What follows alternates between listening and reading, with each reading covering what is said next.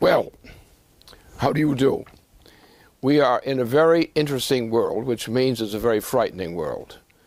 And what is being done at this point, on both sides of the Atlantic in particular, is not, at first glance, particularly refreshing or assuring. The situation is as follows. We have a president who is unfit even for citizenship, actually, who is clinically insane, and the specifics of that are that there is no question, in fact, but that he is clinically insane. However, the problem is that because of certain things that have happened over the recent several decades, we in the United States no longer have, generally, the kind of courage that a citizen would tend to have in earlier times. The assassination of Kennedy, of John F. Kennedy, and the launching of the long, prolonged Indochina War, in which we lost our morality, our courage, and everything else, has taken its toll. And what's happened since then, particularly in the past nearly 10 years now, under George W. Bush Jr. and Obama, has done everything to destroy the confidence and even the morality of our people. Now, the problem is intrinsically an old kind of problem. We in the United States were particularly fortunate in the sense that there was a renaissance which occurred, actually probably implicitly with the birth of Nicholas Cusa in 2001. And this man turned out to be the greatest genius, probably the greatest genius in all history since his approach toward maturity. He changed science, he changed everything more than any other single individual in this process. And out of this we had developments, scientific and other developments, which were unprecedented in the sense that everything before Cusa's birth, everything before the beginning of the 15th century, was far inferior to, in every respect, what happened with the Council of Florence and the things associated with that. And despite all the evils that have been done in the course of modern history, modern European history in particular, despite the long religious warfare from 1492 through 1648, despite the horror show which the British Empire created in the 7 Years' War and has continued to create ever since then, despite the horror which has hung over from the Roman Empire, from Byzantium, from the Crusades, and from the horror show of the War of 1492 to 1648, that period. We had accomplished something, especially in the beginning, 1620, with the landing of the pilgrims there, and then the Massachusetts Bay Colony development. During this period, from 1492 until the crushing of the Massachusetts Bay Colony, we had launched the greatest initiative for civilization since actually the work of the Great Renaissance. And out of this came, despite the crushing of us by the British interests, or what became the British Empire, we succeeded over a period from 1620 until 1782 in establishing a republic which is unique in all human history, but which found itself at the end of that century with the French Revolution and similar effects. We found ourselves repeatedly crushed because here we were a great movement, a great nation really coming into being on the Atlantic side of the world, while all hell was bursting loose under the British Empire. Ever since, there have been periods when our influence, and we've had friends and allies in other parts of the world, in which we've had a momentary surge, as typified best by the case of Franklin Roosevelt, President Franklin Roosevelt. It was an absolute revolution. We were a political, moral junk shop from the assassination of McKinley until the election of Franklin Roosevelt. Under Franklin Roosevelt, we achieved for a moment a great affirmation of our traditions. With the death of Roosevelt and the advent of Truman, we began to go down again, and down, down, down. For a moment, John F. Kennedy resumed the influence and the trends of Franklin Roosevelt. And then he was assassinated. He was assassinated by people who tied to Wall Street and tied to London. That's who killed him. And it was deliberate. And the killing of his brother, Robert Kennedy, that assassination was also deliberate. And from the assassination of those two Kennedys, this nation has never fully recovered to the present day. Bill Clinton did an excellent job in what he tried to do, but the circumstances under which he lived as president were not the best. Now we've come to the point, as of this past week, beginning this past Monday, in which Europe, Western Europe, began to degenerate into a collapse. And the United States is on the verge of plunging into the same transatlantic collapse. In fact, the entire transatlantic world, from the Americas into Europe, is now in a general breakdown crisis,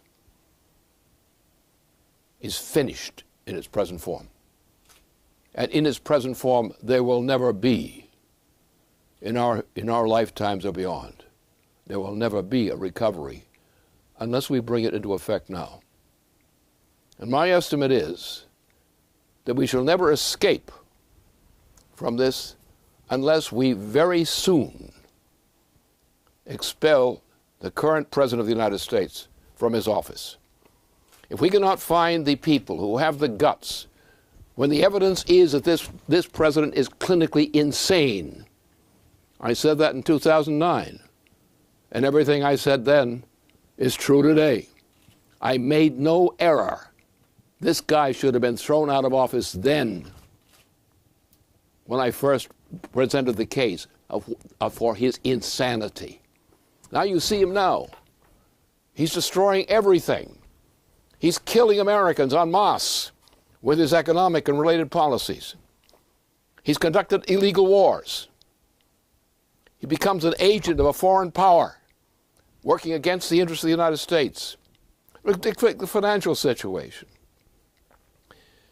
What happened under the beginning, essentially, under George W. Bush Jr., who was, I don't know where he was when he was there, but at that point we launched a policy in opposition to my Homeowners and Bank Protection Act proposal of 2007 that would have stopped this crisis.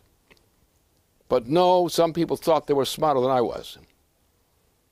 And what they did is they led us into that, from that time on, down the lane toward what happened in 2008, the beginning of the disintegration of the U.S. economy. And the U.S. economy has been disintegrating ever since, with no hope of recovery under the policies of either George W. Bush Jr. or those of Obama. Obama has done more to betray and destroy the United States than any other traitor in our history. But we have to forgive him because he is clinically insane. But then can we forgive those who, faced with the evidence of an insane president who's committing murderous acts of warfare which are in violation of the Constitution, can we forgive the people who are in power, who have the power, who don't have the guts to throw this guy out of office under Section 4 of the 25th Amendment, for which he is culpable, fully culpable, for the violations of the Constitution, the frequent ones, for which he's culpable? We sit there like impotent cowards, seeing our people and our nation destroyed under the influence of this British-owned puppet? And the only people who fight are a few of us. I, for one, and some generals, some senior general officers and similar people who've warned us that what Obama is doing is a threat to the existence of the United States. It has an effect which is tantamount to that of treason against the United States and its people. He's increasing the death rate among our people willfully. He's destroying the institutions upon which recovery depends. He's acting to destroy the food supply, such that come in the spring of next year, we're going to have a threat right now of mass destruction through starvation and similar kinds of conditions, on a large scale among our people. And only a few of us, some generals, me, and some others, have shown the wisdom and guts to recognize that the policies of this president must be brought to a cessation. Otherwise, this nation, and probably civilization more generally, will not survive. We're now in a situation where we're threatened by drawing the United States into a general thermonuclear war. Not just a nuclear war, but a thermonuclear war. In what this past week, the President of the United States, so-called, attacked his Secretary of State and forced her, under intimidation, to say things contrary to her belief, but using the full muscle of the presidency to threaten to crush her. And she did things under that pressure of being virtually crushed by this beast, this madman called the president, which caused a strain between our most important U.S. ally at this time. Russia, under the leadership of Medvedev and Putin, are seriously the most effective, together with China, the most effective partner of the United States against this threat. Cooperation between Russia and the United States, with the agreement with China and some other features, would stop this war, would stop this danger. So this president, who is not fit to be dog catcher, the dogs would probably agree, has now created this kind of situation where he is in fact a British agent. In fact, he is only a British agent. He probably was not elected. That is, he was probably not elected, nominated for the Democratic nomination as president. A very screwy kind of little thing happened there. And it was all paid for with British drug money. And I do mean British drug money. The Queen of England does push drugs. And we've got a little trial hearing on that question going on in the United States involving the Attorney General of the United States. Were they covering for a drug-pushing operation, which is what it was, or not? So here we stand. We stand in a desperate situation. The preconditions for a general thermonuclear war have existed. What has happened is, since the mass murder, which was perpetrated by the President of the United States in defiance of the Constitution, mass murder in Libya, it's criminal murder. This is not killing, this was criminal murder, politically motivated murder of a head of state in a war which was conducted in violation of the U.S. Constitution. Now this has led to an attempt by the British, the French government, and the government of the United States, presently, to push a war into the Middle East, targeting specifically Syria and Iran. However, if you look at the military configuration in the Mediterranean, the Eastern Mediterranean, and in the Gulf of Persia, you see that the troops there are not in there for a little operation, like a new Iraq war. What's intended is a confrontation with Russia, the principal nuclear power on this planet.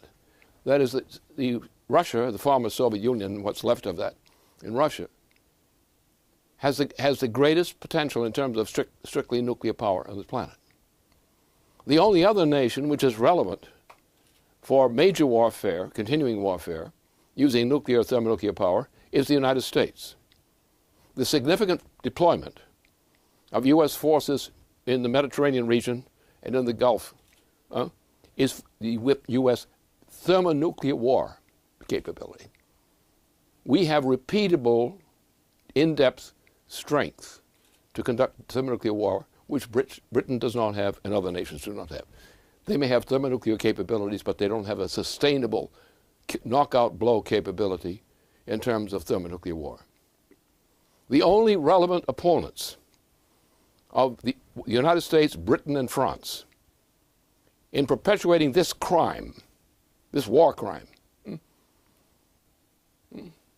is China. Is the only nation which has any comparable capability.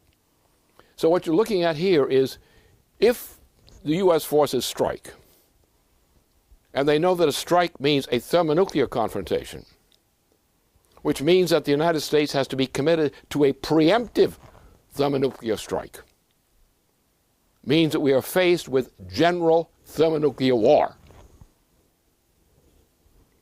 And who can survive from that is very much in doubt. But the President of the United States, together with the people who control him in London, around the British Queen, are determined to push us to that policy. We have a man who I have contempt for. He's an old enemy. Gorbachev, I call him. He was my opponent when I was proposing at one point, proposing the Strategic Defense Initiative, something which I concocted and had a lot of support for from various countries, including from the President of the United States, Ronald Reagan, at that time. We are now at the point where our capabilities are put a thrust against the combination of the British forces, taking us to the edge of not a local war, not of this, not of that. We're headed for, with this confrontation with Russia, which the President of the United States pushed very hard in his attacks on his own Secretary of State, Hillary Clinton. This man and his British backers are madmen, worse than Hitler. And they're taking us to the brink of thermonuclear war. And most people in this audience don't even know what thermonuclear war is. But it's something way beyond anything in their imagination. And the only people, apart from me and a few others, who are effectively opposing this publicly are some general officers and people of similar credentials in the U.S. military. They have been the only thing significantly standing in the way of our already being plunging into a thermonuclear war from which the human race might not survive. And that's our situation. And the problem is our politicians, our leading elected politicians, have no guts when it comes to the challenge of acting to save the United States from this kind of horror show, from bending to an Obama who they could throw out of office in the morning and who should be thrown out in the morning. And it should be yesterday morning if possible. And that's what we're faced with. So we can talk about courage and so forth, but courage is not just the idea of going out and having the guts to punch up with somebody or something like that. Now, courage is the ability to do what you must do when doing it is extremely dangerous. That's courage. And we don't have much courage of that type among our members of Congress. Oh, we have a few suspects I know of who I would tend to trust, both on the Republican side as probably as some on the Democratic side. I know the former President of the United States, Clinton, has good intentions on these kinds of matters. I know that his wife, who was practically brutalized by the President of the United States, also has instinctively excellent intentions and character on this issue. But she has been bullied. You want to talk about, racism and similar kinds of things, feminism and so forth? That's it. You have a brute, a madman, a man unfit to hold office, a basketball player, who threatens her and tries to intimidate her against her own intention, to try to make her a vehicle in creating an incident between Russia and the United States, with the threat that something terrible will happen to her if she does not submit. We have a press that doesn't tell that story, and it's a truthful story, well known. And it's a story which involves the threat of our being involved in a global thermonuclear war. That's where we stand. And I don't find the politicians in general, or even the majority of our citizens, who have a sense of the guts to do anything about this. They sit there and complain and say, we have to go along to go along. They say, well, let's wait for the next election. Buddy, you're going to be blown away by the next election if you don't do something now. This man must be thrown out of office now. He is clinically insane. Section 4 of the 25th Amendment prescribes precisely the remedies to be taken. He also has committed violations of the Constitution which are sufficient for his expulsion from office. Why don't we do it? Why don't we do it? That's where we stand. Now, there's another aspect of this situation which is also equally important. How do we know anything? How do we can say we know something? On the one hand, what we have as a way to know what's going on in the world is sense perception. Now, I can tell you that sense perception is not very reliable. It's something from our animal side. These are not precision scientific instruments. But mankind, by using a set of several instruments of these types, these so-called sense perceptual instruments, is able to use contradictions and contrasts among different kinds of sense perception to try to come up with a formula of how to deal with things. For example, the discovery of gravitation, which was done uniquely by a great man, Kepler. Kepler was the only person who ever discovered gravitation. Nobody else ever did. The only people who did were those who repeated his discovery or worked upon perfecting it and extending it. So Kepler discovered gravitation. How did he do that? Well, first of all, he took two principles. One was the principle of sight, using the telescope. The other was harmonics.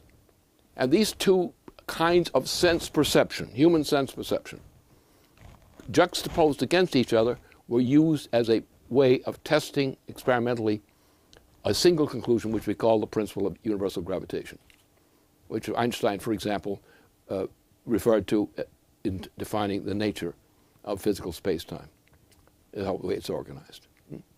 So all of our great scientific discoveries were based on use of imperfect instruments, those with which we are usually born. Sense perception, sight, smell, so forth. These are the means by which we attempt to find out what's happening outside our skin. We don't actually have a direct knowledge of what's going on outside our skin, but we have, by this kind of method, we have a way of approximating and estimating what is going on outside. Now, in more recent times, we've come with a better source of information. It started this time with a guy called Eratosthenes, who was the first person to discover the size of the Earth.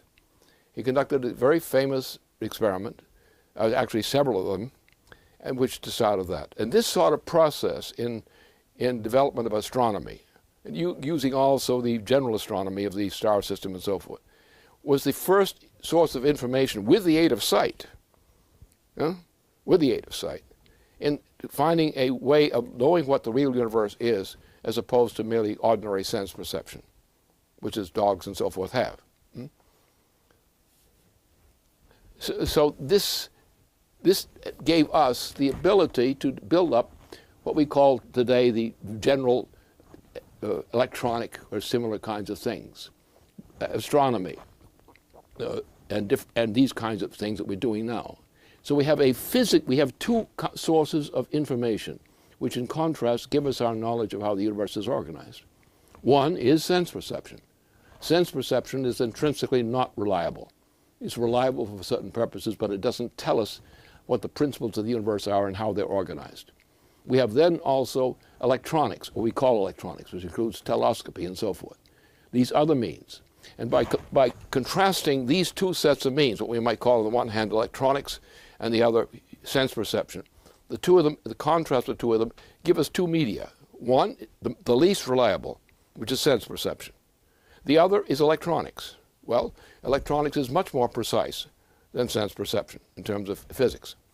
And therefore, as we have advanced in physical science and been able to extend our human knowledge into the larger parts of the universe, as Riemann outlined this in his habilitation dissertation, we are able to now today to do things and capable to understand things that mankind has never been able to understand before. This advantage, this gain, has given us the power which for the good and the power to destroy the planet at the same time, and the stupidity with which to aid in destroying the planet at the same time. That's where we stand.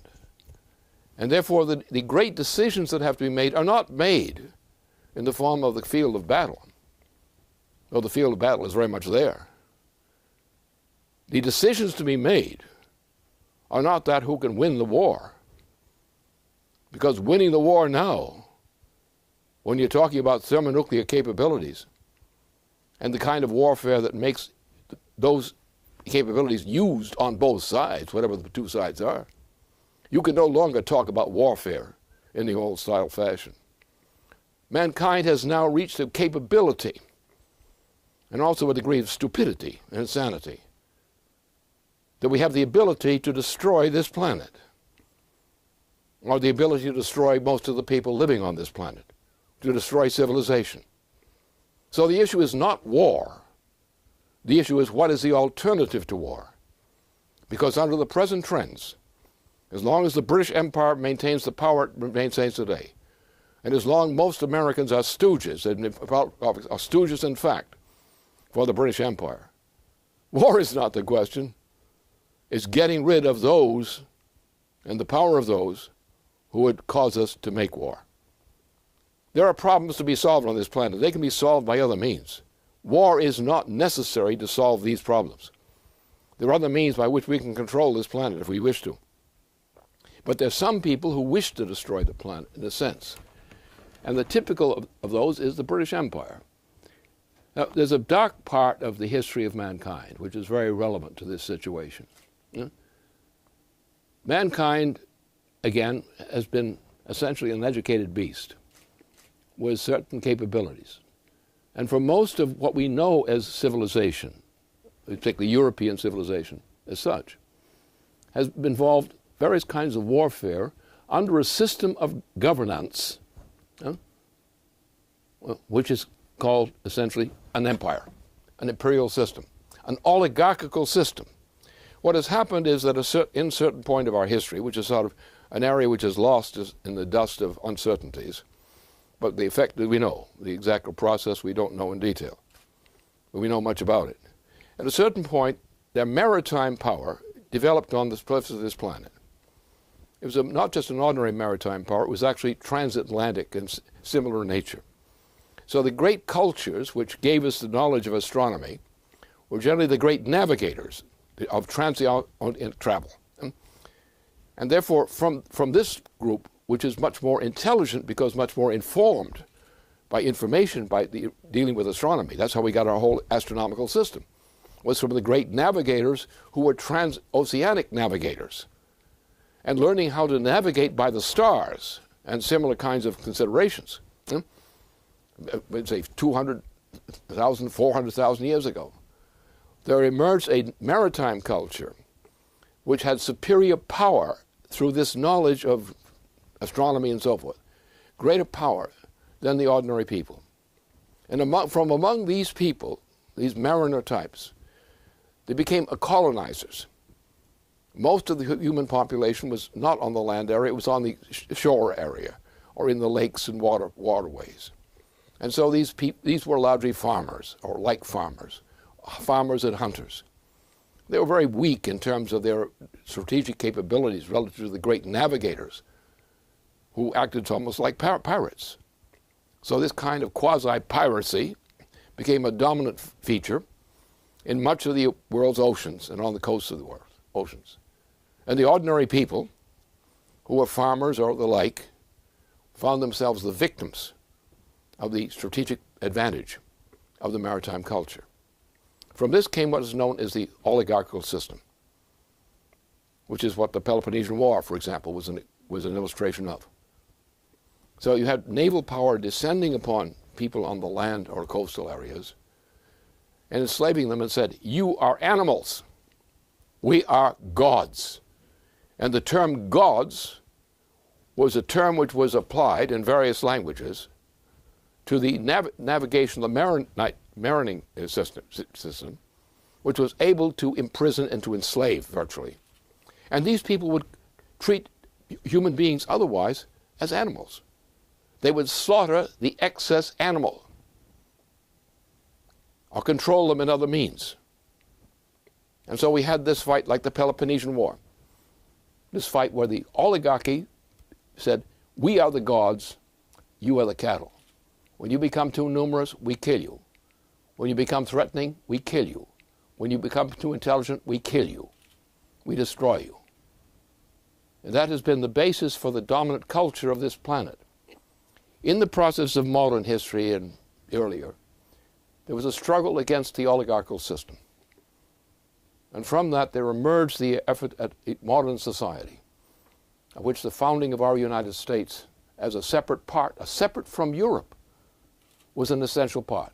The strength of our United States is we are superior to Europe in one respect, that because Europeans have never freed themselves of the full continental European grip of the oligarchical system, like the monarchies. They've never freed themselves of this oligarchical tradition and this monarchical expression. The British Empire is still the British Empire. Every part of Africa is controlled by the British Empire. And anybody who doesn't admit that is a liar or stupid. Huh? The British Empire controls all of Africa.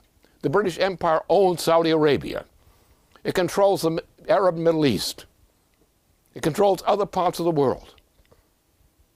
It's a real empire, like the old empires. And we in the United States are crucial because it is our position from our founding of what we are in the United States, which gave the world the opportunity to get rid of the oligarchical system.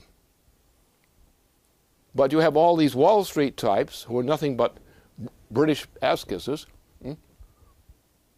agents of the oligarchical system, who will, even as citizens of the United States, will ally with the British Empire to destroy the United States, or destroy what the United States means. And the suckers go along with it inside the United States.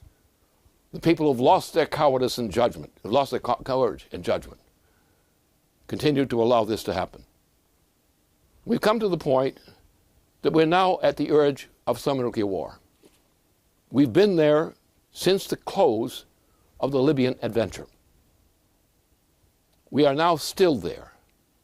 Recently, with the assault by the President of the United States against his Secretary of the State, we came a very large step closer to thermonuclear war.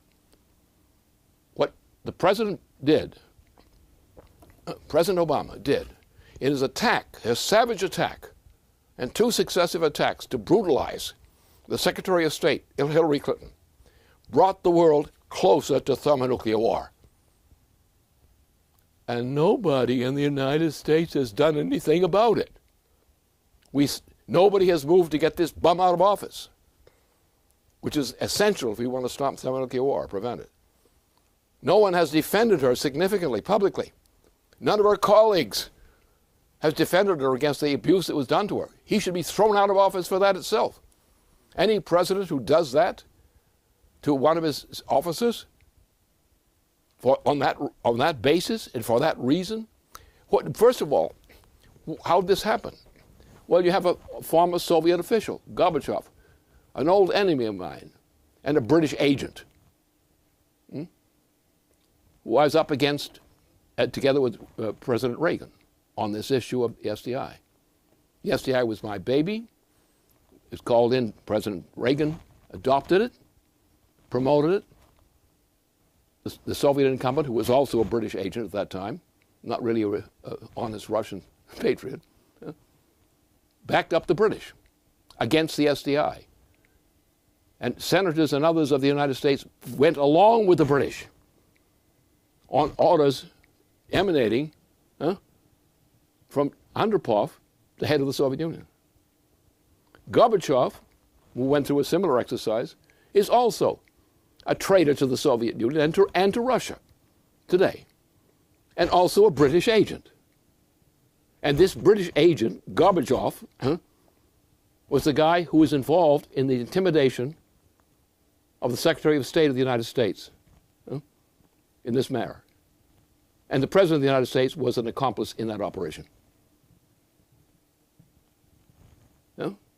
Using an agent of the British interest in setting up the threat of a thermonuclear attack on Russia, and thus a thermonuclear war between Russia and the United States, etc., etc. And we sit back there and say, well, it's not our time to act. It's not our time to do anything.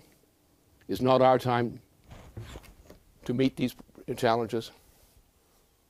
So what we face in our own people out there, especially those in higher influences in office, who do not act to throw this bum out while we still have a nation, while we still have no thermonuclear war, they are actually like traitors. They don't mean to be traitors, but only cowards. And sometimes there's a little difference between the two of them. That's where we are now. We are now starving to death. Our economy is being destroyed by this president under orders from London. As of next spring, if nothing else happens, many of our Americans are going to die of hunger because the food supply has been destroyed under the policies of this incumbent president. There will be no adequate food supplies come this spring. Last time to solve that problem is the time to throw this president out of office now, specifically under the 25th Amendment, Section 4. And also under the fact that he's also has violated the Constitution repeatedly and is vulnerable for expulsion. In the meantime, you've got a bunch of Republicans as candidates who, visible now, are no relief to this threat. We don't have any great geniuses who you can trust out there in the Republican roster of candidates. We have some people who may be gentlemen, some not, but some others may be, act like gentlemen. We have a Democrat, this president who wants to be re-elected or something. He's no damn good. But if we could somehow just throw this person bum out, throwing Obama out, what would that do? It would mean that you would have all kinds of prospects for a Democrat to put up. And I wouldn't go for a Democratic-only ticket. I would go for a bipartisan ticket. Because what we need is a coordination and collaboration among the best people of our political system in major national office. That's what we need. I certainly would not want to have a Democratic platform of candidates, of federal candidates, which did not include certain Republican members. Because you can't trust the Democratic Party as a whole. But you could trust the testable qualities of leadership, of proven leadership, of certain Democratic and certain Republican candidates. And since we need unity in this case, we should not get ourselves tied up in a struggle between the Democratic and Republican tickets at this time. And that should be our policy right now. No showdown between Republicans and Democrats per se. What we need is an assembly of proven merit in terms of potential candidates of both tickets, particularly the leader, the best ones, and bring them together for a common cause. Let them be members of different parties, but let them be first citizens of the nation and representatives of the citizenship of the nations. We want the best minds of both parties, in particular. We want to get rid of the rubbish of both parties. Dump it by the wayside at the same time. So we must be acting now, at this moment, before Christmas, to get this bum out of office and to understand that we need to get a selection of candidates who represent the best selection of federal candidates on both tickets together. So we are going to make decisions on world affairs on the basis of the interests of the nation and the world. We are going to act, if you don't otherwise, we're going to act to bring ourselves together in collaboration, not only with people in Europe and other places, but also in the East, in Asia, the great nations of Asia in particular. Because we have a job to do in building not only the world, our world, we have to get into space now. The nature of mankind is, it may not look like that, but for sometimes many of us have recognized, going back to the time of the World War II and afterward, particularly the 1950s, we began to recognize that mankind could not continue to confine our habitation to Earth itself. That our Earth-bound population must extend itself to become a space-bound population as well. There are things we have to deal with which constitute potential threats to mankind from things floating in nearby space, just like that big hunk of rock that passed between the moon and Earth and could have smashed the world to pieces. So we need to get out there in order to protect mankind on Earth from environmental threats. We need to explore the solar system around us to the same purpose. We have to extend our reach into the galaxy of which we are a part. And we have to find ways in which we can adapt man to the ability to live and function in space and in space environment on that basis.